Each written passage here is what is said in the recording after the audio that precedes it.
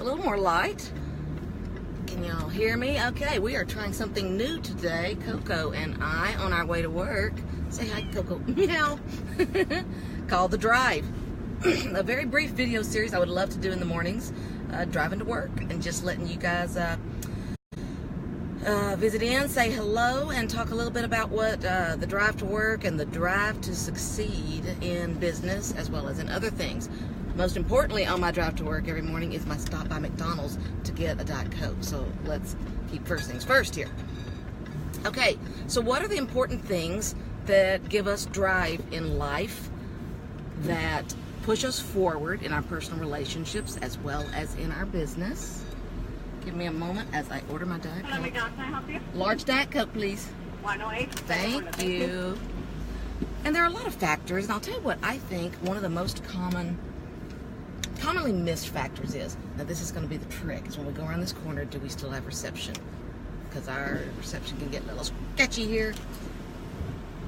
Okay. Self-awareness.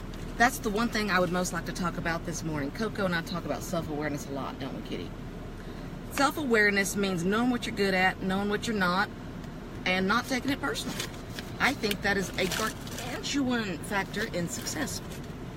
One of my favorite stories of my kids when they were growing up is when I realized that there was this thing called self-awareness and how important it was going to be in their lives.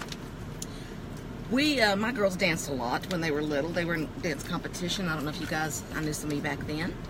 And there was a special jazz group, and at one point, I remember they all had, they have tryouts, for various levels, as they should. And at one point, we came home, and my friend said, hey, our girls didn't get in that special group. What's the deal? I said, I don't know. They're good. What's going on here? So I asked my daughter, thank you. So whenever I picked Savannah up from school that day, I said, hey, so you guys didn't make it in that group. What's the deal? And I heard so-and-so did. And she goes, yeah. I said, well, how could that be? She goes, well, she's better than we are. And I love that answer. 5, 6, 7, 8, 9. Thank you. I said, with that answer, you can rule the world. Literally. The great thing was, it wasn't that she said she's better than us. It's that it didn't hurt her feelings. It didn't affect her self-esteem. She goes, oh, no, she's better than we are. So I said, well, yeah. Thank you. You bet. She goes, she's better than we are. And I said, well, oh, she didn't used to be very good. She goes, I know. She's been really getting improving. You ought to see her Arabests are incredible. I said, okay, all right, well, good for you. That's awesome. I said, but you're really good at tap. And she's like, yeah. Hey, we're back, going around the corner there at McDonald's. Always a little trouble. But I love that so much. She's like, yeah, I am. The beauty of the story was, I heard a marketer speak one time at Heritage School. He came in, a consultant. He had a great line. He goes, there's a lot of things in life I'm going to talk about that aren't good or bad. It's not good, not bad, it just is. A lot of things we need to just accept as a fact. So whenever Savannah told me, she's like, yeah, she's better than we are at this. I'm better at that. It doesn't matter. These are just facts. As long as you can learn to assess and not be romantic, not be fancy about what you're good at and not good at. We live in this society where you're all winners. You've all done, well, no. You can laud someone for their efforts and for trying to improve. It's not the same thing as being good at something, and it's okay to say, you're not the best at that. And you don't even have to follow up with, but you're the best at this, right? I had a lot of clarity that day. This same kid of mine, Savannah, years later, was at Pepperdine studying engineering. She was taking a physics class. Ridiculously hard class, right? I mean, I have a law degree, but I never took a class where I literally did not know what they were saying to me, where I was baffled by the terms they were even using. And apparently, in physics, this is what you're dealing with sometimes. And I remember she'd gone out on her own. She was spending about 30 hours a week outside of class for this one class to get her B, and she did.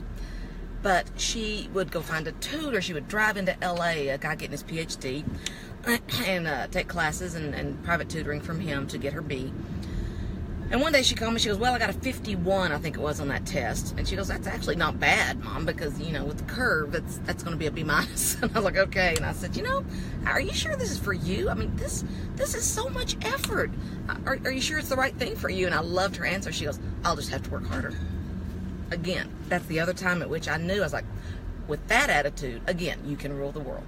It was never the teacher's not good, the class is too hard, it's boring, it's too early, it's too late, it's too far. Her answer was always, I'll just have to work harder. I said, you keep that up. You keep taking ownership of everything. That doesn't mean we can fix everything, but as long as we're not about the blame game, it's not someone else's fault, you can own the world, my friends. If you want to be an entrepreneur, if you want to be in business, if you want to be, I think, happy and successful in life, get self-aware. It's so huge. I tell people all the time, I know what I'm good at, and I don't mind telling you that I'm good at it, because I will certainly tell you there's a lot of things I am not good at. You know, it's not good or bad. It just is. If we can embrace that, I think we can get a lot further in life. Being an entrepreneur is hard. Being a realtor is hard. All of these things require a lot of self-esteem, and I think self-esteem is born more than anything from self-awareness.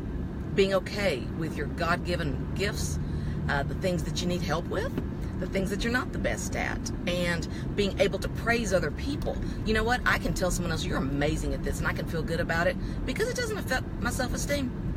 Because someone else is better than I am at something doesn't make me less of a person. Because I'm better than them at things, we all come together as a community to make things work, and that's just the honest truth of it.